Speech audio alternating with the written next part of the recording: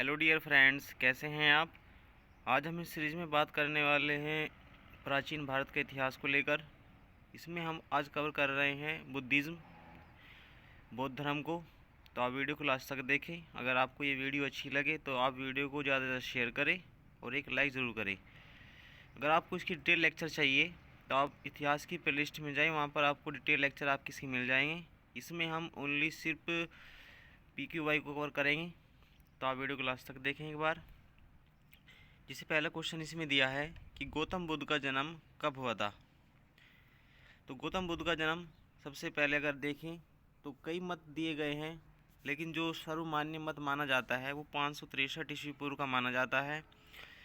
गौतम बुद्ध का जन्म कपिलवस्तु के निकट लुम्बिनी, जो कि नेपाल में अब स्थित है, के आसपास हुआ था। उनके पिता शुद्धोधन, जो कि शाक्य गण के प्रधान थे। शाक्य गण जिसे गण राज्य हुआ करते थे।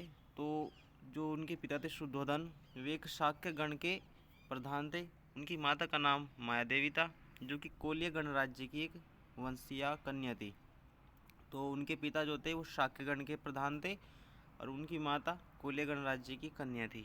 29 वर्ष की अवस्था में उन्होंने अपना गृह त्याग दिया था।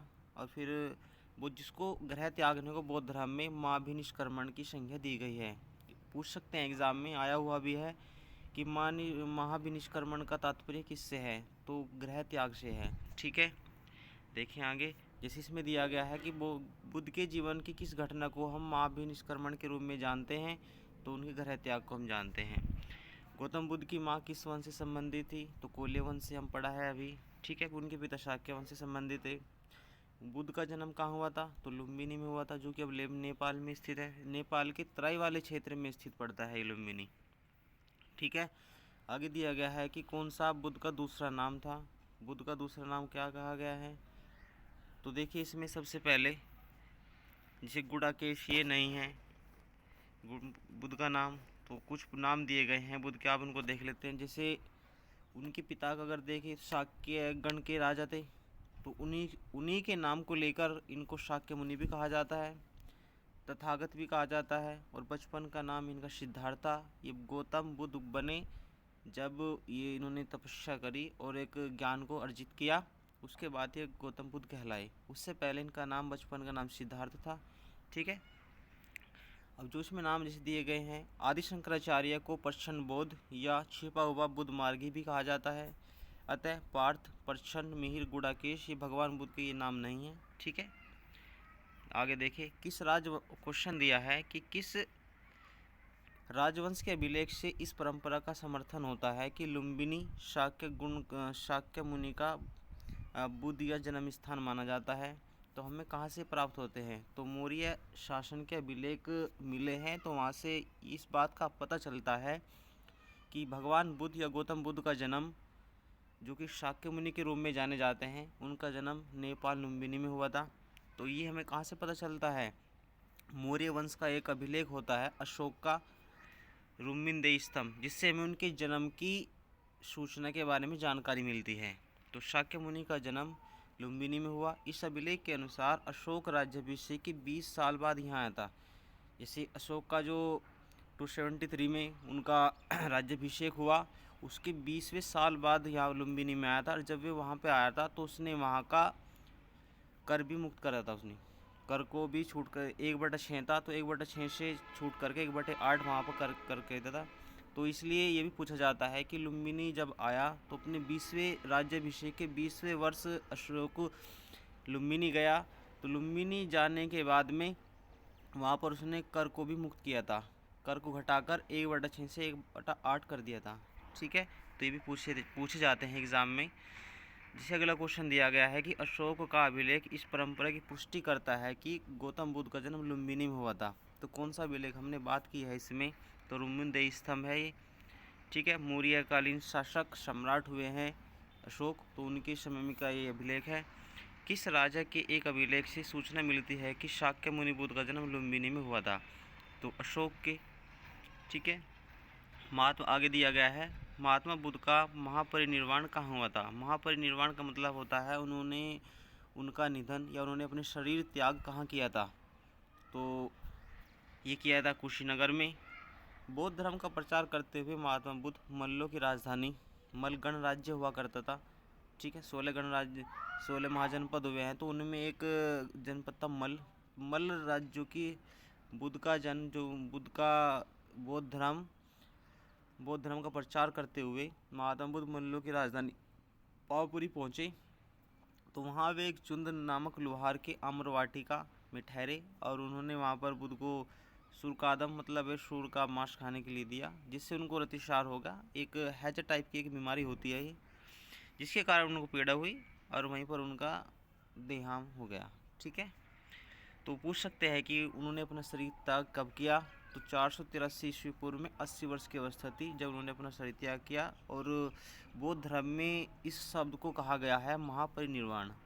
ठीक है, तो आगे दिया गया है कि गौतम बुद्ध का महापरिनिर्वाण किस राज्य में हुआ था। तो उस समय में राज्य हुए थे 16 महाजनपदों। तो कहाँ हुआ था, ये मल्ल में हुआ था। ठीक है, महात्मा बुद्ध का महापरिनिर्वाण किस गणतंत्र में हुआ था, तो मल्ल गणतंत्र में हुआ था। ठीक है, गौतम बुद्ध ने किस स्थान पर निर्वाण प्राप्त किया, तो कहाँ किया निर्वाण प्राप्त, अभी हमने बात की है। तो निर्वाण प्राप्त किया उन्होंने मल्ल में। ठीक है, बौद्ध धर्म सांसारिक दुखों से मुक्ति या दुख निरोध को ही निर्वाण माना गया है। बुद्ध को सांसारिक दुखों से मुक्ति यानी निर्वाण ज्ञान प्राप्ति के समय को प्राप्त हुआ है, जो कि बोध गया को हुआ था। ठीक है, आगे दिया गया महापरिनिर्वाण स्थित है, कहाँ स्थित है महापरिनिर्वाण, महापरिनिर्वाण स्थित है कुशीनगर में। ठीक है, तो वीडियो लास्ट तक देखें आप, इससे आपको बेसिक चीज़ें बहुत ज़्यादा पता चल जाएगी क्वेश्चन के अलावा भी। इसमें दिया है कि महापरिनिर्वाण जो कि उत्तर प्रदेश के कुशीनगर ज़िले में है। कुशीनगर में आपको ये पता होना चाहिए कि कुशीनगर में उत्तर प्रदेश सरकार ने एक इंटरनेशनल एयरपोर्ट को भी स्थापित किया है अभी हाल में 2019-20 में इसको स्थापित किया हुआ है, लेकिन अब वो संचालित हो चुका है। ठीक है, तो ज़्यादा इम्पोर्टेंट है ये भी। दिया गया है कि इसमें जो कुशीनगर है उत्तर प्रदेश का एक ज़िला, वहाँ पर मंदिर स्थापित भगवान बुद्ध की मूर्ति 1876 में जो वहाँ पर मंदिर है उसमें जो मूर्ति स्थापित की गई है वह 1876 में उत्खनन के द्वारा प्राप्त हुई थी, जो कि बनाई नहीं गई है, एक उत्खनन के द्वारा निकाली गई है जो कि वहाँ पर स्थित है। तो महापरिनिर्वाण मंदिर विश्व में बौद्ध धर्म के सबसे पवित्र स्थलों में से एक माना जाता है इसी कारण से। आगे देखते हैं इसमें कि किन का संबंध बुद्ध के जीवन से था, किन का संबंध बुद्ध के जीवन से है था, अवंती, गंधार, कौशल और मगध। तो किन का संबंध बुद्ध के जीवन से था, कौशल और मगध। कौशल और मगध दो राज्य ऐसे थे जिन महाजनपद थे जिनका संबंध बुद्ध से बहुत करीबी रहा है। कौशल और मगध महाजनपद थे। तो गौतम बुद्ध ने अपनी शिक्षा के प्रचार प्रसार के लिए मगध और कौशल दोनों राज्यों से भ्रमण किया है। तो इस लिहाज से अगर देखें तो ये उनके क्षेत्र धर्म प्रचार के क्षेत्र में अहम योगदान देते हैं। गौतम बुद्ध अपने धर्म में दीक्षित किया जाने वाला अंतिम व्यक्ति कौन था, कि गौतम बुद्ध के द्वारा जो अपने धर्म में दीक्षित किया जाने वाला अंतिम व्यक्ति कौन था, तो सुभद्र था। ठीक है, दीक्षित मतलब गौतम बुद्ध या बौद्ध धर्म में को अपनाने वाला जो अंतिम व्यक्ति था तो कौन था, सुभद्र। अपने जीवन काल के अंतिम वर्ष में गौतम बुद्ध ने अपने शिष्य चुंद के यहाँ पावा पहुँचे और तो पढ़ चुके हैं, इसमें कोई ऐसी बात नहीं है। आगे देखें, बुद्ध द्वारा रूपांतरित निम्न व्यक्ति कौन अंतिम था, कि जिसने बौद्ध धर्म सबसे अंतिम वर्ष में उनके जीवन के अंतिम वर्ष में बौद्ध धर्म को अपनाया था, दीक्षा ली थी, तो कौन थे, सुभद्र। बुद्ध ने अपने जीवन की अंतिम वर्षा ऋतु कहाँ बिताई, वर्षा ऋतु कहाँ बिताई, तो वैशाली में बिताई। ठीक है, बौद्ध धर्म जब प्रचार किया करते थे तो वर्षा ऋतु में एक जगह ठहरते थे। तो इसी कारण पूछा गया है इसमें कि बुद्ध ने अपने जीवन की जो अंतिम वर्षा ऋतु थी वो कहाँ बिताई थी, ये बिताई थी वैशाली में। महापरिनिर्वाण सूक्त से उनके जीवन के विविध आयामों काल का निर्धारण किया जाता है, जिसके अनुसार बुद्ध ने अपने जीवन की अंतिम वर्षा वैशाली में बिताई थी। ठीक है, निम्नलिखित में से कौन सा एक बौद्ध मत में निर्वाण की अवधारणा की सर्वश्रेष्ठ व्याख्या करता है, कि बौद्ध मत में जो निर्वाण की अवधारणा की सर्वश्रेष्ठ व्याख्या कहाँ से प्राप्त की जाती है, कि तृष्णा आरोपी अग्नि का शमन जो एक सर्वश्रेष्ठ व्याख्या मानी जाती है बौद्ध मत में निर्वाण की, वो मानी जाती है तृष्णा आरोपी अग्नि का शमन। बुद्ध ने निर्वाण को मन की उस परम शांति के रूप में वर्णित किया है जो तृष्णा, क्रोध, दूसरी विषादकारी मन स्थितियों से परे है। शांति तभी प्राप्त होती है जब व्यक्ति सभी इच्छाओं के कारण को समाप्त कर देता है और भविष्य में हो सकने वाली इच्छाओं को जड़ से नाश हो जाए, जिसमें निर्वाण में तृष्णा और द्वेष के कारण जो जड़ से समाप्त हो जाते हैं, जिससे मनुष्य सभी प्रकार के कष्टों या दुखों से पुनर्जन्म के चक्र से छूट पा लेता है, ऐसे कह सकते हैं। ठीक है, तो इसका मतलब यह है कि आदमी को जो तृष्णा, क्रोध, विषादकारी स्थिति से परे जो हो जाता है तो वह पुनर्जन्म के चक्र से छूट पा लेता है। तो बौद्ध मत में इस पर ज़्यादा ध्यान दिया गया है। अलार कलाम कौन थे? अलार कलाम थे बुद्ध के गुरु। महाविनिष्क्रमण के बाद ज्ञान की खोज में महात्मा बुद्ध, महाविनिष्क्रमण मतलब उन्होंने अपना जब ग्रह त्याग किया तो ज्ञान की खोज में महात्मा बुद्ध अलार कलाम के आश्रम में पहुँचे, उनसे दीक्षा ली, मतलब उनके आश्रम में ठहरे, अपनाया उनका जो आचार विचार थे, उनकी नैतिक शिक्षा को अपनाया। तो अलार कलाम के आश्रम में उन्होंने तपस्या की, किंतु वे इससे संतुष्ट नहीं हुए। अलार कलाम सांख्य दर्शन के आचार्य थे, वहाँ पर पहुँचे तथा अपनी साधना शक्तियों के लिए विख्यात थे जो। ठीक है, महात्मा बुद्ध ने अपना धर्म चक्र परिवर्तन किस स्थान पर दिया था? धर्म चक्र परिवर्तन, धर्म को बदलने का चक्र आप कह सकते हैं, या धर्म को बदलने के लिए जो उपदेश दिए थे सबसे पहले वो कहाँ दिए थे? तो सारनाथ में दिए थे। ठीक है, ज्ञान प्राप्ति के बाद गौतम बुद्ध ने अपने मत का प्रचार शुरू किया। उरुवेला से सबसे पहले ऋषिपत्तनम, ऋषिपत्तन को आज हम सारनाथ जो कि वाराणसी में स्थित है वहाँ पहुँचे और यहाँ 5 ब्राह्मण सन्यासियों को पहला उपदेश दिया। इस प्रथम उपदेश को धर्मचक्र परिवर्तन कहा जाता है। ठीक है, ये 5 ब्राह्मण वे थे जहाँ पर सबसे पहले महाविनिष्क्रमण के दौरान ग्रह त्याग करने के बाद इस आश्रम में पहुँचे, तो वहीं पर 5 इनके जो सहपाठी थे, इनके जो मित्र थे, इनके सहयोगी थे, उन्हीं को सबसे पहले उन्होंने 5 ब्राह्मणों के उपदेश दिए थे। ठीक है, तो देखें आगे। बुद्ध ने अपना पहला उपदेश कहाँ दिया? तो सारनाथ में दिया। सारनाथ अपना वचन किसने दिया? तो महात्मा बुद्ध ने दिया। गौतम बुद्ध ने अपना उपदेश कहाँ दिए? सारनाथ में दिए। ग्रंथों में उल्लिखित धर्मचक्र परिवर्तन क्या मतलब होता है? कि सारनाथ में दिया गया पहला उनका उपदेश। ठीक है, धर्मचक्र परिवर्तन किया गया था, कहाँ किया गया था? सारनाथ में, जिसका प्राचीन नाम ऋषिपत्तन है जो कि वाराणसी में स्थित है। बुद्ध ने सबसे ज़्यादा उपदेश कहाँ दिए? श्रावस्ती में दिए। पूछे जाते हैं कि सबसे ज़्यादा वास अगर पूछे तो उन्होंने कहाँ किया? तो भी श्रावस्ती में ही किया है। 21 वास माने जाते हैं कि बुद्ध ने 21 वास श्रावस्ती में किया है सबसे ज़्यादा। तो ये भी आपको जानकारी याद रखनी है। बुद्ध के सबसे अधिक शिष्य कौशल राज्य थे, क्योंकि यहाँ उन्होंने सबसे ज़्यादा उपदेश यहीं पर दिए हैं। बुद्ध कौशाम्बी किसके राज्य काल में आए थे? बुद्ध जो आए थे कौशाम्बी, किसके काल में आए थे? उदयन के काल में आए थे कौशाम्बी। महात्मा बुद्ध वत्सराज उदयन के शासनकाल में कौशाम्बी आए। उन्होंने वहाँ नौवा विश्राम किया। कौन सा विश्राम किया? नौवा विश्राम उन्होंने वहाँ किया। और उदय ने पिंडोला भारद्वाज के प्रभाव से बौद्ध बनने के बाद घोषित राम विहार भिक्षु संघ को दिया। ठीक है, तो इससे इम्पोर्टेंट आपको ये भी बात याद रखनी है कि कौशाम्बी पहुँचे तो उदयन के शासनकाल में कौशाम्बी आए और उन्होंने अपना नौवा विश्राम वहाँ पे किया। जब नौवा विश्राम किया तो उदय ने पिंडोला भारद्वाज के प्रभाव में आकर बौद्ध धर्म को अपनाया और उनके लिए घोषित राम विहार को दान में दिया। ठीक है, घोषित विहार का मतलब होता है जहाँ पर बौद्ध धर्म के अनुयायियों का आश्रम स्थल। ठीक है, दान में दिया। बुद्ध की मृत्यु के बाद प्रथम बौद्ध संगीति की अध्यक्षता जो की थी वो किसने की थी? तो महाकश्यप ने की थी। प्रथम बौद्ध संगीति जो की गई थी वो 483 ईस्वी पूर्व में की गई थी। बुद्ध की मृत्यु के तत्काल बाद राजगृह की सप्तकर्णी में हुई थी सबसे पहले, राजगृह में। राजगीर में भी आ जाता है कि राजगीर में हुई। ठीक है, तो कन्फ्यूजन इससे नहीं होना आपको। इस समय मगध का शासक अजातशत्रु था। तो इससे आपको एक बात याद रखनी है कि पहली बौद्ध संगति कहाँ हुई थी? तो राजगीर या राजगृह में हुई थी। अध्यक्ष कौन था इसका? तो महाकश्यप इसका अध्यक्ष था। किसके शासनकाल में हुई थी? अजातशत्रु के शासनकाल में हुई थी। ठीक है, कब हुई थी? 483 ईस्वी पूर्व में हुई थी। ठीक है, इसमें क्या आगे बोला है? इसमें बुद्ध के प्रमुख शिष्य आनंद जो कि इनका सबसे प्रिय शिष्य माना जाता है और उपालि भी उपस्थित है। जो ये पहली सभा हुई, पहली संगति हुई, तो इसमें बुद्ध के जो प्रिय शिष्य थे आनंद और उपालि भी यहाँ पर उपस्थित थे। इसमें उन्होंने बुद्ध की शिक्षाओं का संकलन हुआ और उन्हें सुत्त और विनय नामक दो पिटकों में विभाजित कर दिया। सुत्त पिटक और विनय पिटक। सुत्त पिटक में इनके उपदेशों के बारे में बताया गया है, दार्शनिक सिद्धांतों के बारे में बताया गया है। विनय मतलब इनके जो आचार विचार, दैनिक जीवन के नियम कानून के बारे में बताया गया है विनय पिटक में।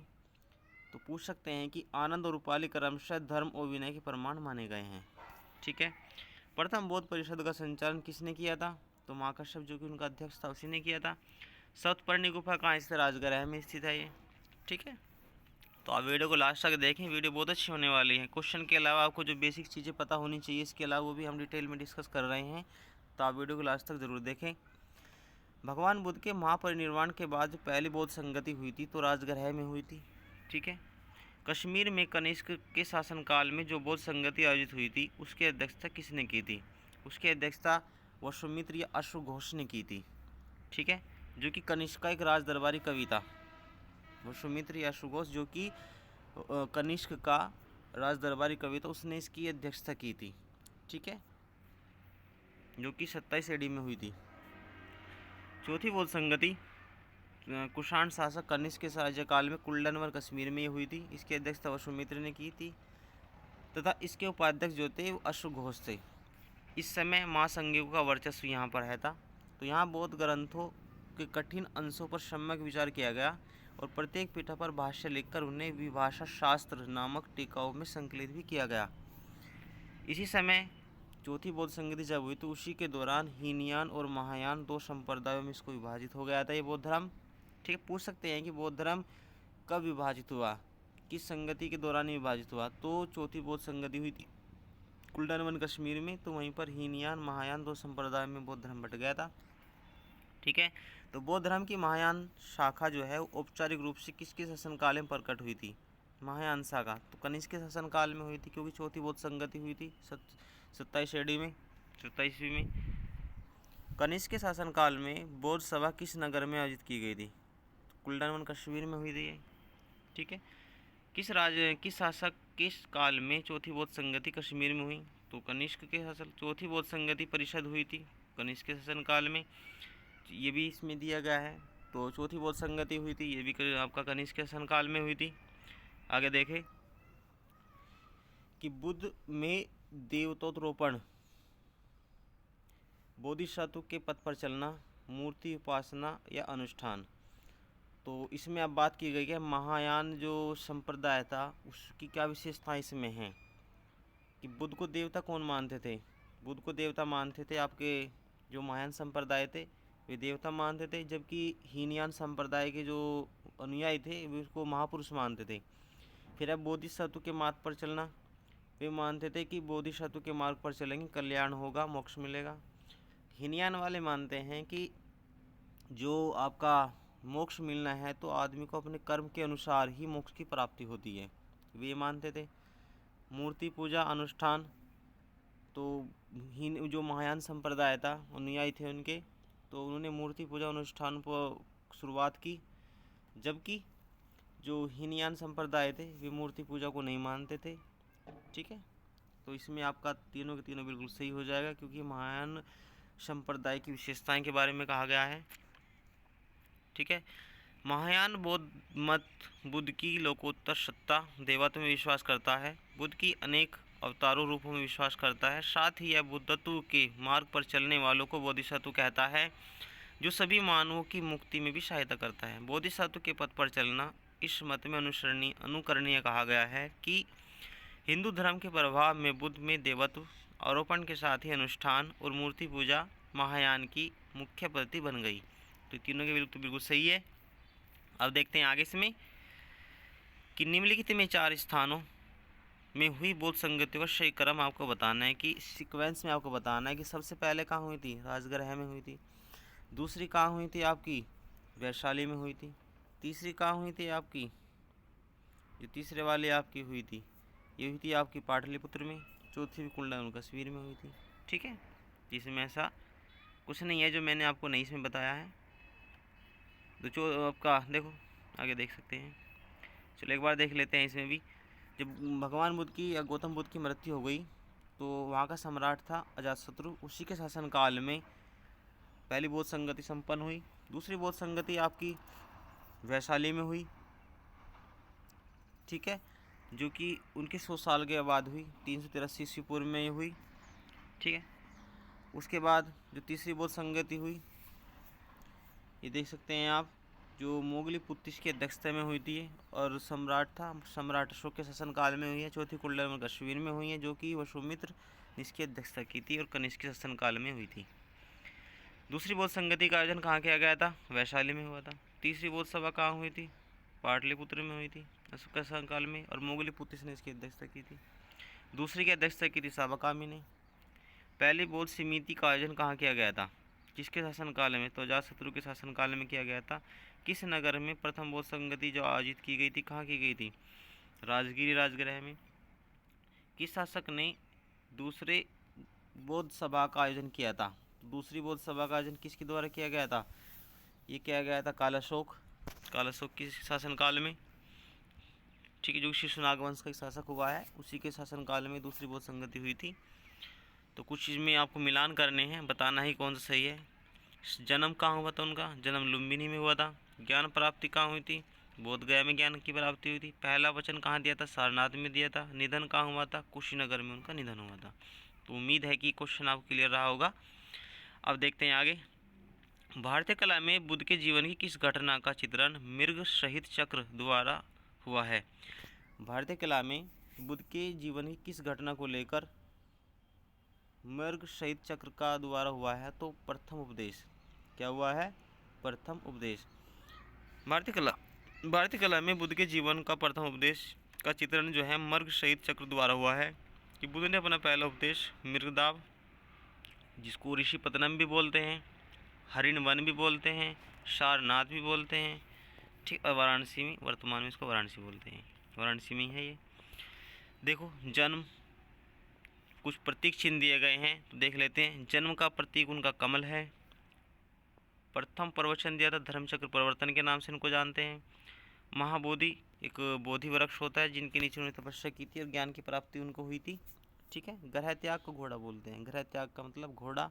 प्रतीक चिन्ह लिए गए हैं। जन्म का प्रतीक चिन्ह कमल, प्रथम वचन धर्मचक्र प्रवर्तन और महाबोधि एक बोधि वृक्ष हुआ है। कर्मापा लामा तिब्बत के बुद्ध संप्रदाय किस वर्ग का है? कर्मापा लामा तिब्बत के बुद्ध जो है, बुद्ध संप्रदाय, वो किस वर्ग का है? तो कयुंगपा संप्रदाय हुआ है, उसका ही है ये, ठीक है। महात्मा बुद्ध के संबंध में निम्नलिखित कथनों पर बताना है कि कौन सा सही है। उनका जन्म कपिलवस्तु में हुआ था, ठीक है, बिल्कुल सही है। उन्होंने बोध गया में ज्ञान को प्राप्त किया, बिल्कुल सही है।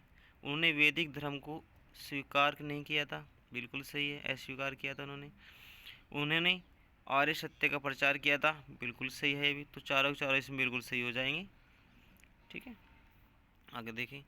बोध गया में महाबोधि मंदिर बनवाया गया था। बोध गया में महाबोधि मंदिर जो बनाया गया है जहाँ क्या है, जहाँ उनको ज्ञान प्राप्त हुआ था, वहीं पर तो महाबोधि मंदिर बनाया हुआ जहाँ उनको ज्ञान प्राप्त हुआ था। बोध गया में 6 साल की साधना के बाद 35 साल के 29 साल की अवस्था में उन्होंने ग्रह त्याग किया था और 35 वर्ष की अवस्था में उनको ज्ञान की प्राप्ति हो गई थी, वैशाख पूर्णिमा की रात को पीपल के वृक्ष के नीचे, ठीक है। बोध गया में बोधि वृक्ष अपने वंश की इस पीढ़ी का है। तो किस पीढ़ी का है बोधि वृक्ष जो अब देखते हैं आप? तो ये 5वीं पीढ़ी का है। महाबोधि मंदिर स्थित वर्तमान का बोधि वृक्ष वही नहीं है जिसके नीचे बैठकर भगवान बुद्ध ने ज्ञान प्राप्त किया था। उसको तो ह्वेनसांग के अनुसार मूल वृक्ष को 7वीं शताब्दी में एक शशांक ने सम्राट हुआ है, शशांक ने इसको नष्ट कर दिया था, जो कि पश्चिम बंगाल में शासन करता था शशांक, ठीक है। वर्तमान में हम जिस पेड़ को देख रहे हैं वह 5वीं पीढ़ी का है, जिसे अलेक्जेंडर कनिंघम ने लगवाया था। यह वृक्ष पूरी तरह संरक्षित है और केवल इससे गिरी हुई पत्तियों को ही छूने और उठाने का अधिकार है, ठीक है। कौन सा बौद्ध पवित्र स्थल निरंजना नदी पर स्थित है? तो बोध गया है। निरंजना नदी के तट पर ही इनको ज्ञान की प्राप्ति हुई थी। आधुनिक नाम फुल्गी नदी को ही पूर्व में निरंजना के नाम से जाना जाता है। इसका आधुनिक नाम अगर पूछ ले निरंजना नदी का आधुनिक नाम क्या है, तो फल्गु नदी, ठीक है। यह नदी 2 छोटी धाराओं निरंजना और मोहना के मिलने के बाद बनती है। जो फल्गु नदी है, दो छोटी धाराओं को मिलने से एक नदी बनती है फल्गु, एक निरंजना, दूसरी मोहना। बुद्ध के उपदेश किससे संबंधित है? बुद्ध के उपदेश है आचरण की शुद्धता और पवित्रता को लेकर है। ठीक है, आगे देखें। इसमें निम्नलिखित में से कौन बुद्ध के जीवन काल में ही संघ का प्रमुख होना चाहता था? कौन ऐसा था जो बुद्ध के जीवन काल में ही संघ का प्रमुख होना चाहता था? कौन सा था? देवदत्त। देवदत्त बुद्ध का चचेरा भाई था। वह पहले उनका अनुगत बना और बाद में उनका विरोधी बन गया। वह बौद्ध संघ से बुद्ध को हटाकर स्वयं का संघ का प्रधान बनना चाहता था, किंतु उसमें इसमें सफलता नहीं उसको मिली और देवदत्त उसी दिन से संघ का प्रधान बनने की सोचने लगा जब वह पहले भिक्षु बना था। ठीक है, गौतम बुद्ध ने अपनी मृत्यु के बाद बौद्ध संघ के नेतृत्व के लिए निम्न में से किसे नामित किया था? तो उन्होंने किसी को इसके लिए नामित नहीं किया था। ठीक है, जब उनकी मृत्यु हो गई तो मृत्यु से पहले उन्होंने किसको नामित नहीं किया था कि मेरे मृत्यु के बाद या मेरे शरीर त्यागने के बाद में आप इस संघ के प्रमुख बनेंगे। तो उन्होंने किसी को पर्टिकुलर नहीं रखा था ऐसा। ठीक है, तो कुशीनारा में मल्लों के शालवान में विश्राम के दौरान उनकी मृत्यु से पहले ही बुद्ध ने भिक्षुओं को निकट बुलाकर उपदेश दिया। आनंद, शायद तुम ऐसा सोचो कि हमारे शास्त्र चले गए हैं, अब हमारा शास्त्र नहीं है। तो आनंद, ऐसा मत समझना, जो मैंने जो धर्म विनय किए हैं मेरे बाद वे ही तुम्हारे शास्त्र होंगे। इस प्रकार स्पष्ट है कि बुद्ध ने अपनी मृत्यु के उपरांत बुद्ध संघ के नेतृत्व के लिए किसी को नामित नहीं किया, बल्कि अपने उपदेशों, धर्म और विनय को ही मार्गदर्शक उन्होंने बताया है। ठीक है, अष्टांग मार्ग की जो संकल्पना है वो किससे संबंधित है? वह धर्मचक्र परिवर्तन की जो शुद्ध की विषय वस्तु है उससे ही संबंधित है अष्टांग मार्ग की संकल्पना। ठीक है, गौतम बुद्ध ने चतुर्थ आर्य सत्य में दुख निरोध का उपाय बताया है। इससे दुख निरोध गामिनी प्रतिपदा इसको कहा है। इससे मध्यमा प्रतिपदा या मध्यम मार्ग भी इसको कहते हैं हम। इस मध्यमा प्रतिपदा में 8 सोपान हैं, इसलिए इसको अष्टांगिक मार्ग कहते हैं। ठीक है, ये 8 सोपान कौन से हैं? जैसे सम्यक दृष्टि, सम्यक संकल्प, सम्यक वाक, सम्यक कर्मांश, सम्यक आजीव, सम्यक व्यायाम, सम्यक स्मृति, सम्यक समाधि। ठीक है, देखें आगे। गौतम बुद्ध के बारे में कौन सा सत्य है? कि वे कर्म में विश्वास करते थे। वे कर्म में विश्वास करते थे, बिल्कुल ठीक है। वे आत्मा का शरीर में परिवर्तन मानते थे, ये नहीं है। वे निर्वाण प्राप्ति में विश्वास करते थे, ये बिल्कुल ठीक है। ईश्वर की सत्ता विश्वास वे नहीं करते थे। तो अगर देखें तो पहला और तीसरा बिल्कुल सही है इसमें कि कर्म में विश्वास करते थे और निर्वाण प्राप्ति में विश्वास करते थे। ना तो आत्मा का शरीर में परिवर्तन मानते थे, ना ही ईश्वर की सत्ता पर विश्वास करते थे। तो इसमें तो ऐसा कोई नहीं है। तो आपको याद रखना चाहिए कि इसमें पहला और तीसरा ही बिल्कुल सही है। देखें आगे। बौद्ध संघ में भिक्षुणी के रूप में स्त्रियों के प्रवेश की अनुमति बुद्ध के द्वारा दी गई थी। कहाँ दी गई थी? वैशाली में। किसके कहने पर? आनंद के कहने पर। अपने प्रिय शिष्य आनंद के कहने पर बुद्ध ने वैशाली में स्त्रियों को बौद्ध संघ में भिक्षुणी के रूप में प्रवेश की अनुमति दी गई। और सबसे पहले जो स्त्री रखी गई है वो प्रजापति गौतमी, जो कि उनकी मौसी थी, उन्हीं को बौद्ध धर्म में सबसे पहले दीक्षा दी थी। त्रिपिटक क्या है? त्रिपिटक क्या है? बुद्ध के उपदेशों का एक संग्रह है जिसमें बुद्ध की मृत्यु के बाद उनकी शिक्षाओं को संकलित कर 3 भागों में बांट दिया गया है। इन्हीं को हम त्रिपिटक कहते हैं। इससे विनय पिटक इनके नियम, आचार विचार के बारे में बताया गया है। सुत्त पिटक में धार्मिक सिद्धांतों के बारे में बताया गया है। अभिधम्म पिटक में इनके दार्शनिक सिद्धांत के बारे में।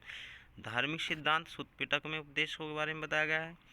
अभिधम्म पिटक में इनके दार्शनिक सिद्धांत को समझाया गया है। ठीक है, त्रिपिटक बौद्ध धर्म से है संबंधित। ठीक है, एक बार पीछे से में ऐसे पूछा गया है इससे क्वेश्चन। ठीक है, त्रिपिटक किसकी धार्मिक पुस्तक है? तो बौद्ध धर्म की है। त्रिपिटक किससे संबंधित है? तो बुद्धों से है। किस बौद्ध ग्रंथ में संघ जीवन के नियम में मिलते हैं? संघ जीवन के नियम हमसे विनय पिटक से मिलते हैं। धार्मिक सिद्धांत के हमें कहाँ से मिलते हैं? सुत्त पिटक के। अभिधम्म पिटक से मिलते हैं दार्शनिक सिद्धांत को लेकर। ठीक है, यमक बुद्ध पिटक, यमक बुद्ध पिटक किससे संबंधित है? ये अभिधम्म पिटक से, जो कि दार्शनिक सिद्धांत को लेकर बताया गया है। अभिधम्म पिटक में दार्शनिक सिद्धांतों का एक संग्रह है। इसमें बताया गया है, इसमें 7 ग्रंथ हैं। अभिधम्म पिटक के अंतर्गत हम 7 ग्रंथों का अध्ययन करते हैं, जैसे धम्मसंगणी, विभंग, धातु कथा, युगल, पंचली, कथावत्थु, यमक, पट्टान। तो अभिधम्म के अंतर्गत हम 7 ग्रंथ को और पढ़ते हैं। धमसंगणी, विमंग, धातुकथा, युगल पंचती, कथावत्थु, यमक और पट्टाल।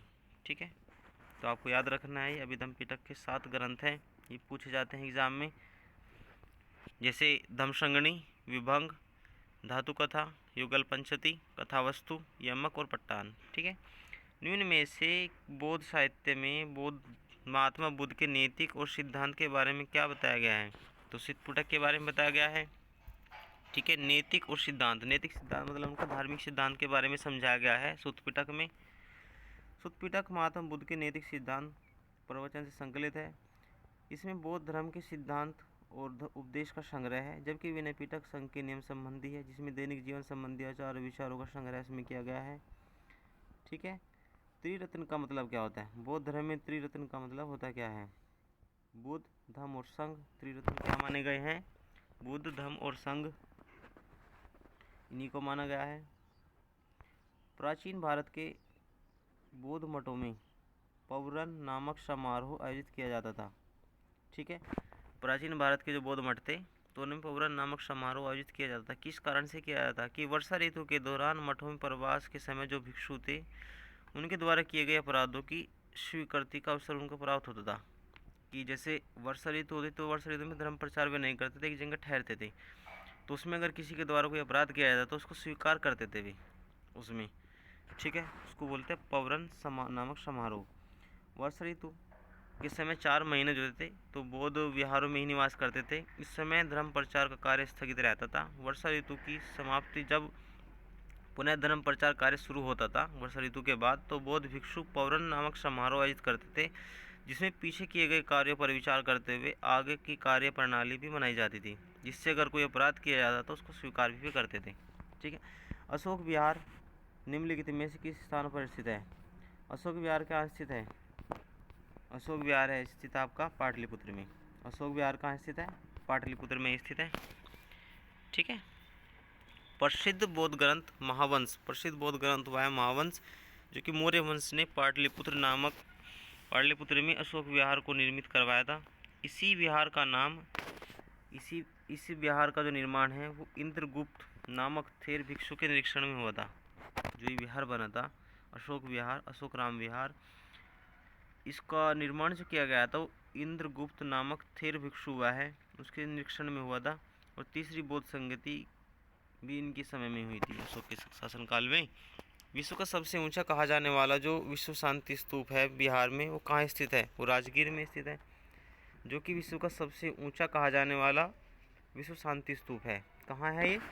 तो ये राजगीर में है, बिहार राजगीर में। बिहार में राजगीर की पहाड़ियाँ 400 मीटर की ऊंचाई पर स्थित शांति स्तूप, जो कि विश्व का सबसे ऊंचा कहा जाने वाला एक विश्व शांति स्तूप है। ठीक है, बुद्ध की 80 फीट की प्रतिमा जो कि बोध गया में स्थित है, किसके द्वारा निर्मित करवाई गई थी? ये निर्मित करवाई गई थी जापानियों के द्वारा। बुद्ध की 80 फीट की जो प्रतिमा है उसको लाल ग्रेनाइट बलुआ पत्थरों से निर्मित किया गया है, जिसके निर्माण में लगभग 7 सालों का समय लगा है।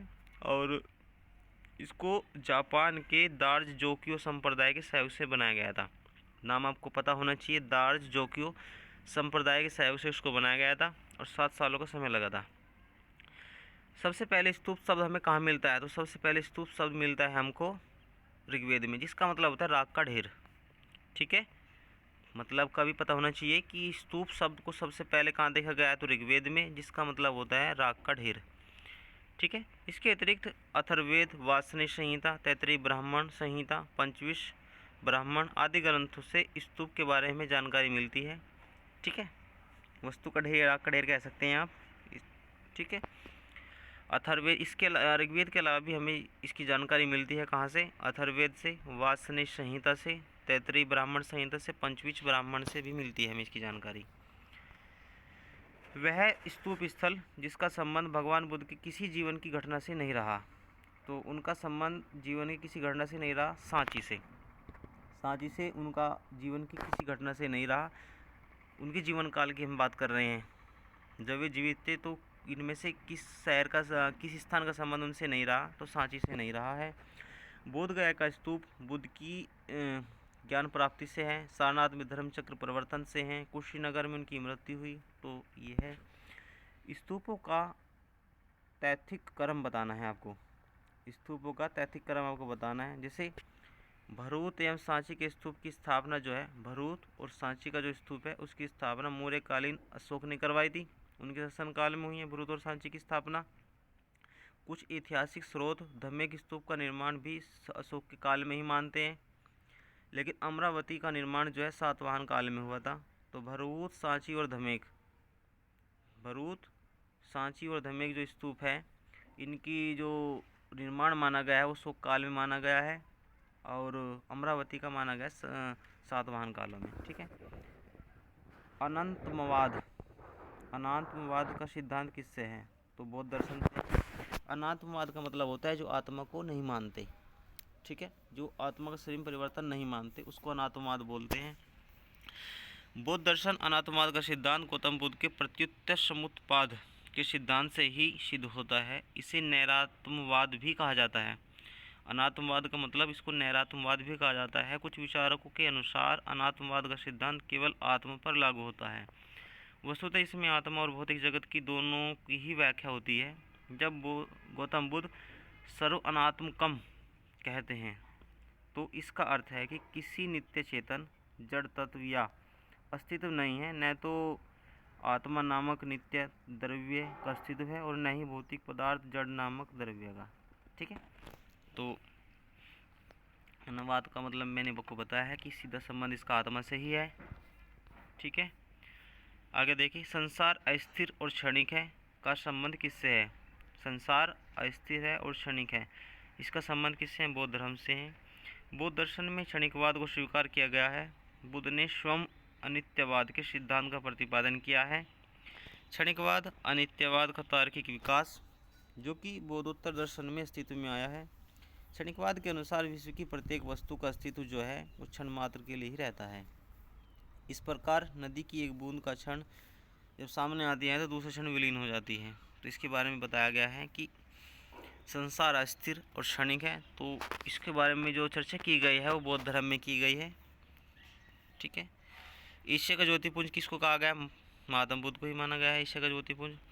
एक लेखक हुए हैं एडविन एनाल्ड ने एक पुस्तक लिखी है द लाइट ऑफ एशिया, उनमें इसकी चर्चा की है। इसको कहा गया लाइट ऑफ एशिया या एशिया की ज्योतिपुंज। जो चर्चा की गई है वो की गई है एडविन एनाल्ड की एक पुस्तक है, उसमें इसकी चर्चा की गई है। एशिया का ज्योतिपुंज कहा गया है भगवान बुद्ध को। क्षणिकवाद का प्रतिपादन किसने किया था? तो बुद्ध ने दिया क्षणिकवाद कि संसार स्थिर है और क्षणिक है। जैसे एक बूंद नदी की एक बूंद अब दिखती है तो एक क्षण समाप्त हो जाती है। क्षणिकवाद का सिद्धांत बौद्ध दर्शन से संबंधित है। क्षणिकवाद अनित्यवाद का तार्किक विकास है जो कि बौद्धोत्तर दर्शन में अस्तित्व में आया। ठीक है। बुद्ध के अनुसार संसार में कुछ भी स्थायी नहीं और नित्य नहीं है, यहाँ तक कि आत्मा भी नित्य सत्ता नहीं है। उल्लेखनीय है कि गौतम बुद्ध ने स्वयं अस्थायित्व और क्षणिक में भेद किया है। उन्होंने आत्मा को क्षणिक और बौद्धिक वस्तु को अनित्य कहा है। ठीक है। भारत के सांस्कृतिक इतिहास को लेकर पारमिता शब्द का सही विवरण हमें कब मिलता है? पारमिता का सही विवरण हमें मिलता है कहाँ? ये मिलता है हमें परिपूर्णताएं जिनकी प्राप्ति बोधिसत्व पद प्रशस्त हुआ है। ठीक है। क्वेश्चन दिया है कि भारत के सांस्कृतिक इतिहास में पारमिता शब्द का सही विवरण कौन सा है? भारतीय इतिहास में, सांस्कृतिक इतिहास में, तो पारमिता शब्द का मतलब होता है परिपूर्णताएं जिनकी प्राप्ति बोधिसत्व पद प्रशस्त हुआ है। ठीक है। बौद्ध धर्म में बोधिसत्वों को बुद्धत्व प्राप्त करने के लिए पारमिता नामक विशिष्ट साधना का वर्णन किया गया है। पारमिता एक ऐसा साधन है जिसके द्वारा बुद्ध की अन्य पदवी बुद्धत्व की प्राप्ति की जा सकती है। और बोधिवाचार्य अवतार आचार्य शांतिदेव कहते हैं कि जो साधक बुद्ध की प्राप्ति के लिए यत्नवान हैं, जो बोधिसत्व है या षष्ठ पारमिताओं मतलब जैसे दान पारमिता, शील पारमिता, शांति पारमिता, वीर्य पारमिता, ध्यान पारमिता, प्रज्ञा पारमिता, 6 तरह की पारमिताओं के बारे में कहा गया है वो ग्रहण करना चाहिए। ठीक है। Sir Edwin Arnold light of Asia किस पर लिखी है? ये ललित विस्तार पर आधारित है। Sir Edwin Arnold the light of Asia Lalita Vistara की विषय वस्तु पर यह आधारित है, जिसका प्रकाशन 1879 में किया गया था लंदन में। ठीक है।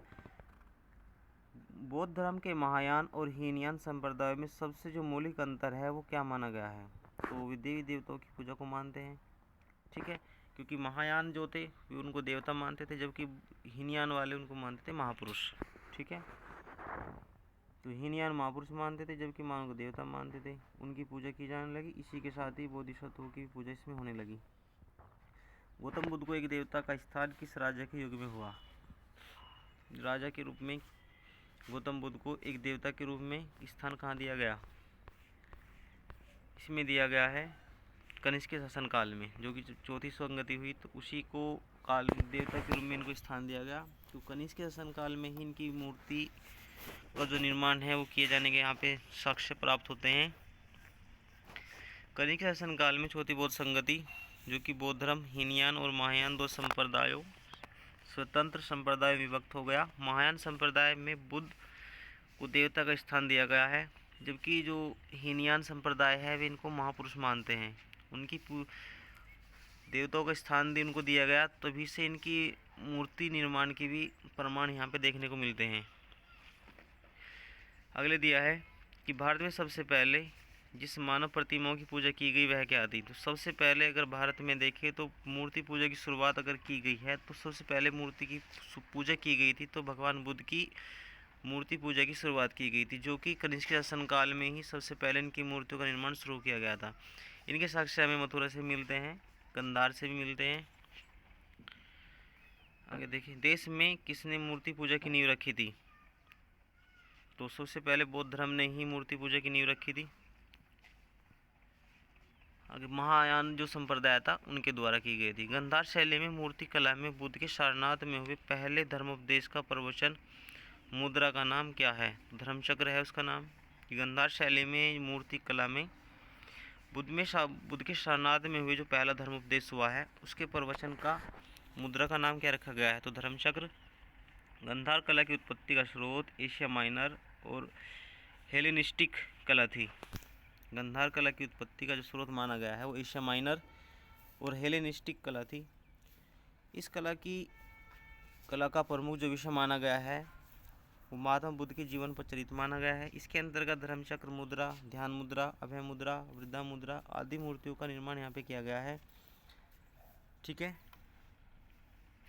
जैसे इसमें धर्मचक्र मुद्रा, ध्यान मुद्रा, अभय मुद्रा, वृद्धा मुद्रा, तो 4 तरह की मुद्राओं का इसमें यहाँ मूर्तियों का निर्माण इस काल में किया गया है। बुद्ध की खड़ी प्रतिमा किस काल में सबसे पहले बनाई गई थी? तो कुषाण काल में सबसे पहले भगवान बुद्ध की खड़ी प्रतिमा बनाई गई थी। कुषाण काल में ही गंधार और मथुरा कला शैली का सबसे पहले जो मूर्ति कला की शुरुआत मानी जाती है वो गंधार और मथुरा कला शैली से ही मानी जाती है। कनिष्क के शासनकाल में, कुषाणों के शासनकाल में बोधिसत्वों की बहुसंख्यक मूर्तियाँ बैठी या खड़ी का निर्माण हुआ है। वी.एस. अग्रवाल के अनुसार कहा गया है कि सबसे पहले मथुरा में ही बुद्ध मूर्तियों का निर्माण किया गया, जहाँ से इसके लिए पर्याप्त आधार भी थे। वेन्सांग कहते हैं कि बुद्ध की प्रथम प्रतिमा है वो कौशाम्बी में बनी थी, परंतु अनेक विद्वान बुद्ध की प्रतिमा के निर्माण का जो श्रेय है वो गंधार कला को ही देते हैं, इसलिए निश्चित नहीं कहा जा सकता। इसमें बुद्ध की प्राचीनतम प्रतिमा किस शैली से प्राप्त होती है? बुद्ध की जो प्राचीनतम प्रतिमा है वो किस शैली से हमें प्राप्त होती है? ये मिलती है आपको दो इसमें मतभेद किया गया है अभी भी इतिहासकारों में। तो कुछ तो गंधार कला शैली में मानते हैं, कुछ कौशाम्बी में मानते हैं, कुछ मथुरा कला शैली में मानते हैं। तो इसका ई हो जाएगा। भगवान बुद्ध की प्रतिमा कभी कभी एक हस्त मुद्रा युक्त दिखाई गई है, जिसे भूमि स्पर्श मुद्रा कहा जाता है। कभी कभी हस्त मुद्रा युक्त दिखाई गई है जिसको भूमि स्पर्श मुद्रा भी कहा गया है। किसका प्रतीक ये मानी जाती है? तो इसका सही हो जाएगा, मार प्रलोभनों के बावजूद अपनी शुचिता और शुद्धता साक्षी होने के लिए बुद्ध का धरती पर आह्वान। जो भूमि स्पर्श मुद्रा कही जाती है उसका प्रतीक ये माना गया है कि मार के प्रलोभनों के बावजूद अपनी शुचिता और शुद्धता का साक्षी होने के लिए बुद्ध का धरती पर आह्वान। बुद्ध की भूमि स्पर्श मुद्रा से हमें पता चलता है कि शुचिता और निरंतरता को बनाए रखने से है। बुद्ध की भूमि स्पर्श मुद्रा मार कामदेव के प्रलोभनों के बावजूद अपनी शुचिता और शुद्धता का साक्षी होने के लिए बुध का धरती पर आना ये प्रदर्शित करती है। भूमि स्पर्श मुद्रा की सारनाथ बुद्ध की मूर्ति किस काल से संबंधित है? ये गुप्त काल से है। जो भूमि स्पर्श मुद्रा है वो सारनाथ बुद्ध मूर्ति जो संबंधित है वो किस काल से संबंधित है? ये गुप्त काल से है। भूमि स्पर्श मुद्रा सारनाथ की बुद्ध मूर्ति गुप्त काल से संबंधित है। इसकी आध्यात्मिक अभिव्यक्ति जो कि गंभीर मुस्कान, शांत ध्यान मग्न मुद्रा भारतीय कला की सर्वोच्च सफलता को प्रदर्शन भी करती है। तो पूछे जाते हैं कि सबसे पहले जो भूमि स्पर्श मुद्रा सारनाथ की बुद्ध की मूर्ति जो कला है वो सबसे पहले कहाँ मिली, किस काल में विकास हुआ उसका? तो गुप्त काल में। आगे देखें, सारनाथ की भूमि स्पर्श मुद्रा वाली जो बुद्ध प्रतिमा है वो किस काल में की गई थी? तो गुप्त काल में। आगे देखें कि भारत के सांस्कृतिक इतिहास को लेकर कुछ तथ्य दिए गए हैं। इसमें जिसे परिवारजक का मतलब होता है परित्याग या भ्रमणकारी। शर्मण का मतलब भिक्षु या भिक्षु साधु। उपासक बौद्ध धर्म का साधारण एक अनुयायी। तो परिवारजक का मतलब होता है परित्यागी या भ्रमणकारी। शर्मण का मतलब भिक्षु या साधु, ठीक है। उपासक का मतलब होता है बौद्ध धर्म का साधारण अनुयायी, ठीक। आगे देखें इसमें कि कौन से शासक ने बौद्ध मत के विस्तार में योगदान नहीं दिया था? किसने बौद्ध मत के प्रसार में योगदान नहीं दिया था? तो पुष्यमित्र शुंग ने बौद्ध धर्म के प्रचार में विस्तार में योगदान नहीं दिया था। जैसे हर्षवर्धन ने भी दिया है, कनिष्क ने भी दिया है, अशोक ने भी दिया है। तो अशोक, कनिष्क, हर्षवर्धन ने बौद्ध धर्म के विकास में काफ़ी योगदान दिया है। जबकि शुंग वंश के संस्थापक हुए हैं पुष्यमित्र शुंग ने मगध साम्राज्य पर अधिकार जमाकर एक और यवनों के आक्रमण से देश की रक्षा की, तो वहीं दूसरी ओर देश में शांति और व्यवस्था की स्थापना कर वैदिक धर्म और आदर्शों की जो कि अशोक काल से उपेक्षित गए थे पुनः प्रतिष्ठा की, ठीक है। इन्हीं काल को वैदिक पुनर्जागरण का काल भी कहा जाता है। पुष्यमित्र शुंग का जो काल माना जाता है वो माना जाता है वैदिक पुनर्जागरण का काल। कुशीनगर, आगे देखो, कुशीनगर मल्ल गणराज्य की राजधानी थी। महात्मा बुद्ध का परिनिर्वाण कुशीनगर में हुआ था, ठीक है। तो इसका हो जाएगा बिल्कुल दोनों से ही, लेकिन ये व्याख्या नहीं करता है इसलिए बी सही हो जाएगा। बौद्ध ग्रंथ अंगुत्तर निकाय में वर्णित 16 महाजनपदों 16 महाजनपदों में मल्ल एक महाजनपद था। यह एक संघराज्य था जिसमें पावा, पडरौना, कुशीनारा, कश्या, मल्ल गणराज्य की जुड़वा राजधानी थी। महात्मा बुद्ध के महापरिनिर्वाण कुशीनगर से प्राप्त हुए हैं, ठीक है। लोथल, कुछ सुमेलित बताना ऐसे कौन सा होगा? तो लोथल जो कि जहाँ से प्राचीन गोदीवाड़ा मिला है, ये बंदरगाह था हड़प्पा कालीन। सारनाथ में उनका पहला उपदेश दिया है। राजगीर में अशोक का स्तंभ नहीं है, ठीक है। अशोक के स्तंभ आपका सारनाथ में है। नालंदा बौद्ध का जो महान पीठ मानी जाती है, नालंदा जो कि हीनयान संप्रदाय से मानी जाती है, ठीक है। देखिए आगे इसमें कुमारगुप्त के शासनकाल में इसकी स्थापना करवाई गई थी। सबसे ज़्यादा दान उन्होंने दिया था इसमें। तो महायान इसमें दिया गया है, महायान बौद्ध धर्म में बोधिसत्व अवलोकितेश्वर को और किस नाम से जानते हैं? महायान बौद्ध धर्म में बोधिसत्व अवलोकितेश्वर को और किस नाम से जानते हैं? तो इसको जानते हैं पद्मपाणि के नाम से। बौद्ध धर्म में यह कहा गया है कि बोधिसत्व में अवलोकितेश्वर की स्थिति महामंडित है। उन लोगों ने यह निश्चय किया था कि वे जब तक शुद्ध नहीं बनेंगे तब तक सभी मनुष्यों को निर्वाण नहीं प्राप्त हो जाता। वस्तुतः बौद्ध धर्म पर हिंदू धर्म का प्रभाव परिलक्षित होता है। अवलोकितेश्वर नारायण पद्मपाणि विष्णु का ही एक नाम है, पद्मपाणि भी, ठीक है। भारत के धार्मिक इतिहास को लेकर बात की गई है। स्थिरवादी जो है वो महायान संप्रदाय से है नहीं, ये हीनयान संप्रदाय से संबंधित है। स्थिरवादी लोकोत्तरवादी संप्रदाय बौद्ध धर्म के महासंघिक संप्रदाय की शाखा थी, बिल्कुल सही है ये। महासंघिकों द्वारा बुद्ध के देवतारोपण महायान, ये बिल्कुल सही है क्योंकि उनको देवता मानते थे। स्थिरवादी जो है स्थाविरवादी है हीनयान संप्रदाय की शाखा। परंपरागत नियम में आस्था रखने वालों का अस्थिर या थिरवादी कहलाया है। जो पारंपरिक नियम में आस्था रखते हैं उनको। अस्थिरवादी बौद्ध धर्म के हीनयान शाखा से संबंधित है। इसका जो नेतृत्व किया है वो कच्छायन ने किया है। परिवर्तन के नियम को स्वीकार करने का जो संप्रदाय है वो महासंघिक कहलाया, जो परिवर्तन के नियम को स्वीकार करता है। इसका नेतृत्व किया है महाकश्यप ने। और लोकोत्तरवादी संप्रदाय बौद्ध धर्म के महासंघी संप्रदाय की एक शाखा थी। बौद्ध धर्म में लोकोत्तरवाद निकाय 18 निकायों में से एक था। भारतीय इतिहास में अगर देखें तो कौन सा भावी बुद्ध कहा गया है, तो मैत्रेय को भावी बुद्ध कहा गया है। बौद्ध मान्यता के अनुसार मैत्रेय संस्कृत एक बोधिसत्व है जो पृथ्वी पर भविष्य में अवतरित होंगे और बुद्ध प्राप्त करेंगे, विशुद्ध धर्म की दीक्षा शिक्षा देंगे। मैत्रेय के अवतरण की भविष्यवाणी ऐसे समय के लिए की गई है जब इसमें अनेकता आचरण इतना बढ़ जाएगा कि मानव जीवन असुरक्षित होता दिखेगा। सुरक्षा के लिए लोग इधर उधर भटकेंगे, चारों ओर तराई तराई मच जाएगी, मानव जीवन संगम हो जाएगा। तो ये बात की गई है, जो भाई बुद्ध होंगे, मैत्रेय होंगे, तो उनके आने के लिए क्या क्या संकेत दिखने लगेंगे, तो ये बात की गई है। भारत के धार्मिक इतिहास को लेकर और बात की गई है। बोधिसत्व बौद्ध मत के हीनयान संप्रदाय का केंद्रीय निकला है। बोधिसत्व अपने प्रबोध के मार्ग पर बढ़ता हुआ करुणामयी इसमें दिया गया है। ठीक है, तो बोधिसत्व जो है ये आपका महायान संप्रदाय से है। बोधिसत्व बौद्ध मत के महायान संप्रदाय का एक केंद्रीकरण माना जाता है। बोधिसत्व सचेतन प्राणियों को उनके प्रबोध के मार्ग पर चलने में सहायता करने के लिए स्वयं की निर्वाण प्राप्ति को विलंबित करता है। बोधिसत्व जो महायान संप्रदाय से है, सचेत प्राणियों को उनके प्रबोध को लेकर ये बात की गई है यहाँ पर। ठीक है, बोधिसत्व बौद्ध मत महायान संप्रदाय का आदर्श केंद्रीकरण संकल्पना है। बौद्ध धर्म में बोधिसत्व सत्व के लिए प्रबुद्ध शिक्षा को दिए जाने के लिए कहते हैं। पारंपरिक रूप से महान दया प्रेरित बोधिचित्त जनित सभी संवेदनशील प्राणियों के लिए लाभ सहज इच्छा प्राप्त करने के लिए बोधिसत्व माना जाता है। 10 पारमिताओं को पूर्ण पालन करने वाला जो बोधिसत्व कहलाता है।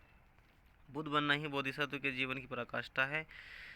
बौद्ध धर्म का अंतिम लक्ष्य संपूर्ण मानव समाज से दुख का अंत करना, और बौद्ध धर्म के अनुसार 4 आर्य सत्य माने गए हैं। 1 दुख, दुख समुदाय, दुख निरोध का मार्ग। बौद्ध धर्म के अनुयायी अष्टांगिक मार्ग के अनुसार जीवन जीकर अज्ञानता और दुख से मुक्ति निर्वाण पाने की कोशिश करते हैं। ठीक है, तो बोधिसत्व माना गया है महायान संप्रदाय का एक केंद्रीकरण पहलू। बोधिसत्व पद्मपाणि का चित्रण सबसे ज़्यादा प्रसिद्ध और प्रायचित्रित चित्रकारी कहाँ स्थित है ये, तो ये अजंता की गुफाएं हैं जो कि महाराष्ट्र में स्थित है। बोधिसत्व पद्मपाणि जो कि विष्णु का एक नाम है, और बोधिसत्व जो कि महायान संप्रदाय की शाखा मानी जाती है। इसे 6वीं शताब्दी के अंत में निष्पादित कर दिया गया था। चित्र में बोधिसत्व पद्मपाणि राजसी शैली में एक नीलम जड़ित मुकुट पहना हुआ है। नीलम जड़ित जो कि राजसी शैली में बना हुआ है, राजसी शैली में। उसके लंबे काले बाल मनोहरी रूप से झुके हुए हैं। रमणीय रीति से अलंकृत यह आकृति आदम कद से भी बड़ी है। इसके दाहिने हाथ में कुछ रुके हुए हैं और कमल के पुष्प को पकड़े हुए दर्शाया गया है। ये व्याख्या की गई है उसकी। हीनयान अवस्था का विशालतम एवं सर्वाधिक विकसित शैलकृत चैत्यग्रह कहाँ स्थित है, तो कार्यालय में स्थित है। जो हीनयान अवस्था का सबसे विशाल और सबसे विकसित जो शैलकृत चैत्य है वो कहाँ है, तो कार्यालय में स्थित है ये। ठीक है, कार्यालय में स्थित है। शैल सत्याग्रह पुणे महाराष्ट्र, ये मालव तालुका में स्थित है। शैलकृत गुफा में 11 शिरों के बोधिसत्व का कंकन हमें कहाँ मिलता है, तो कनेरी गुफा में मिलता है। इस शैलकृत गुफा में 11 शिरों के जो बोधिसत्व का कंकन है मिलता है कनेरी गुफा में। सलशेत द्वीप जो कि महाराष्ट्र में स्थित है, ये भी मुंबई का एक शहर पर्यटक स्थल माना जाता है। ये गुफाएं संजय गांधी राष्ट्रीय उद्यान परिसर में स्थित है। ये कनेरी गुफाएं प्राचीन अभिलेखों में कन्हाशैल, कृष्णगिरी, कान्हागिरी का नाम कनेरी बुद्धों का प्रमुख केंद्र था। कनेरी एक ही पहाड़ी पर स्थित सबसे ज़्यादा गुफाओं का संख्या का निर्माण किया गया है। कनेरी की गुफाओं का निर्माण 1वीं शताब्दी के आसपास किया गया था और ये 11वीं शताब्दी ईस्वी पूर्व तक इस्तेमाल में रही है। गुफा संख्या 41 पहले से 23 नंबर करामित किया गया था। अवलोकतेश्वर की एक रोचक मूर्ति है जिसकी 4 भुजाएं 11 मुख हैं और अपनी किस्म की एक भारत की एकमात्र ऐसी मूर्ति है। इस रूप की उपासना चीनी, तुर्किस्तान, कंबोडिया, जापान 7वीं और 8वीं शताब्दी में लोकप्रिय थी। इस तरह की मूर्ति थी। प्रथम शताब्दी में किस भारतीय बौद्ध भिक्षु को चीन भेजा गया था, तो भेजा गया था नागार्जुन को। नागार्जुन कनिष्क के दरबार के एक महान विभूति थे। उन्होंने अपनी पुस्तक मध्यमकारिका का सापेक्षता का सिद्धांत को प्रस्तुत किया और चीनी मान्यता के अनुसार नागार्जुन ने चीन की यात्रा कर वहाँ बौद्ध शिक्षा को प्रदान की। शून्यता के सिद्धांत को लेकर इनको भी नागार्जुन के नाम ही आता है। इसको भी लेकर सापेक्षतावाद का सिद्धांत इन्होंने दिया था। नागार्जुन ने प्रत्युत्तर समुत्पाद को ही शून्यवाद कहा है। ठीक है, नागार्जुन किस सवाल से थे? ये माध्यमिक से थे। बौद्ध शिक्षा का केंद्र माना जाता है विक्रमशिला माना जाता है, जिसको पाल वंश के शासक धर्मपाल ने बनवाया था। तो 3 शिक्षा केंद्र माने गए हैं बौद्ध धर्म में, एक तो नालंदा, एक वल्लभी, एक विक्रमशिला।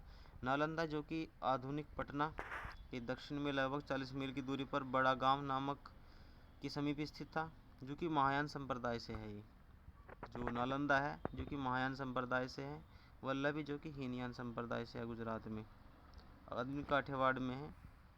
हीनयान बौद्ध मत का केंद्र माना जाता है ये वल्लभी।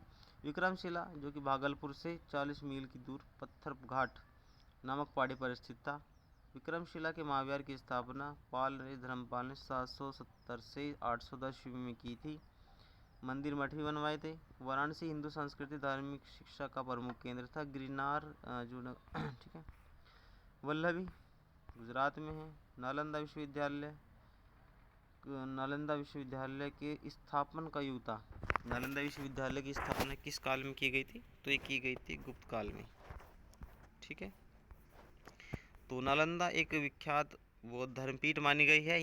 यह बिहार में राजगीर के निकट 5वीं शताब्दी के मध्य गुप्तों के समय में नालंदा अस्तित्व में महायान संप्रदाय से था। कुमारगुप्त ने इसमें दान दिया था, तो उसी को माना जाता है। ठीक है, वैसे दान और ने भी दिए थे, जैसे बालादित्य हो गया, तथागत गुप्त ने, लेकिन सब ज़्यादा दान माना जाता है कि कुमारगुप्त ने दिया था। नालंदा विश्वविद्यालय के संस्थापक कुमारगुप्त इसलिए माने जाते हैं। ह्वेनसांग के अनुसार नालंदा विश्वविद्यालय का संस्थापक शक्रादित्य था। ह्वेनसांग ऐसा मानते हैं कि नालंदा विश्वविद्यालय का संस्थापक शक्रादित्य था। ठीक है, जिसने बौद्ध धर्म के त्रिरत्नों की प्रति महती श्रद्धा के कारण इसकी स्थापना करवाई थी। त्रिरत्नों के प्रति महत्वता को लेकर इसकी स्थापना करवाई थी। शक्रादित्य की पहचान कुमारगुप्त प्रथम 415 से 455 से की जाती है, जिसकी उपाधि महेंद्रादित्य थी। नालंदा विश्वविद्यालय किस था? तो ये आपका बौद्ध दर्शन से था। 12वीं शताब्दी के अंत तक नालंदा महाविहार का पतन हो गया था। ठीक है, हो गया था 12वीं शताब्दी के अंत तक। महाविहार को राजकीय परिचय मिलना बंद हो गया था, तो ये बिल्कुल सही है। नालंदा एक विख्यात बौद्ध धर्मपीठ विश्वविद्यालय था। यह दक्षिणी बिहार राजगीर जो कि वर्तमान में राजगृह के निकट था, और 5वीं सदी के मध्य गुप्तों के समय में नालंदा विश्वविद्यालय अस्तित्व में आया, और 6वीं शताब्दी से लेकर तंत्रवाद का विकास यहाँ पे माना जाता है। शासक धर्मपाल ने विक्रमशिला विश्वविद्यालय की स्थापना की। आगे पाल शासकों ने तंत्रवाद को लेकर इसमें विक्रमशिला को आधुनिक विश्वविद्यालय के रूप में स्थापित किया। ठीक है, नव नालंदा महाविहार किसके लिए विख्यात है? एक पाली अनुसंधान संस्थान है, इसलिए विख्यात है ये। नव नालंदा महाविहार जो है बौद्ध अध्ययन का आधुनिक केंद्र है, जिसे बिहार सरकार ने 1951 में नालंदा में स्थापित करवाया था, और इस केंद्र में बौद्ध और पाली अनुसंधान संस्थान है। यह बड़ी संख्या में श्रीलंका, जापान, कोरिया, तिब्बत, भूटान आदि देशों से पाली बौद्ध अध्ययन के लिए यहाँ पर आते हैं। बौद्ध और जैनों में क्या समानता थी? ठीक है, बौद्ध और जैन में समानता थी क्या? तप और भोग के प्रति परिहार, ये तो समानता नहीं थी। ठीक है, वेद प्रामाण्य के प्रति अनास्था, क्योंकि वेदों को अस्वीकार दोनों ही धर्म करते थे। कर्मकांडों के निषेध, ये बिल्कुल सही है। प्राणियों की हिंसा का निषेध, ये भी सही है। तो 2, 3, 4 में सही हो जाएगा। ठीक है, क्योंकि आगे इसमें दिया गया जैसे तप और भोग के प्रति प्रतिहार, मध्यम मार्ग का अनुसरण, जो केवल ये बात की गई है, तप और भोग की बात की गई है, तो ये बौद्ध धर्म में की गई है, जैन धर्म के इसमें नहीं कहा गया है, शामिल नहीं किया गया। प्राचीन भारतीय इतिहास के को लेकर बात की गई है कि बौद्ध धर्म जैन धर्म में समानता क्या है? तो तप और भोग के प्रतिहार, तो ये तो ओनली बौद्ध धर्म वाले मानते थे। जैन धर्म में इसमें कोई अस्तित्व नहीं है, तो पहला गलत हो जाएगा। पहला जहाँ गलत है काट दो, 2, 3 आंसर। वेद प्रमाणने के प्रति अनास्था रखते थे, बिल्कुल ठीक। कर्मकांड के निषेध, ये भी ठीक है। बौद्ध और जैन धर्म में समानता नहीं रखते थे। जो समानता नहीं थी वे थी आत्मदमन, ये समानता नहीं थी उनमें। तो इसमें बताना है आपको कौन सा सही होगा, सीक्वेंस में बताना है। दुख है, दुख का कारण है, दुख निरोध है, दुख निरोध का मार्ग है। ADBC, ADBC, ठीक है, ये बात की गई है इसमें। आगे देखिए, बुद्ध और जैन दोनों किस में विश्वास करते थे? ये विश्वास करते थे कर्म और पुनर्जन्म के सिद्धांत सही है। बौद्ध और जैन दोनों ही विश्वास करते थे कर्म और पुनर्जन्म के सिद्धांत सही है, बिल्कुल। बुद्ध तथा महावीर दोनों ही 6वीं शताब्दी ईस्वी पूर्व धार्मिक क्रांति के अग्रदूत थे। इन दोनों ने ही वैदिक कर्मकांडों और वेदों की अपौरुषेयता का समान रूप से विरोध किया। उन्होंने पुनर्जन्म नहीं होता है, मानते थे ये भी।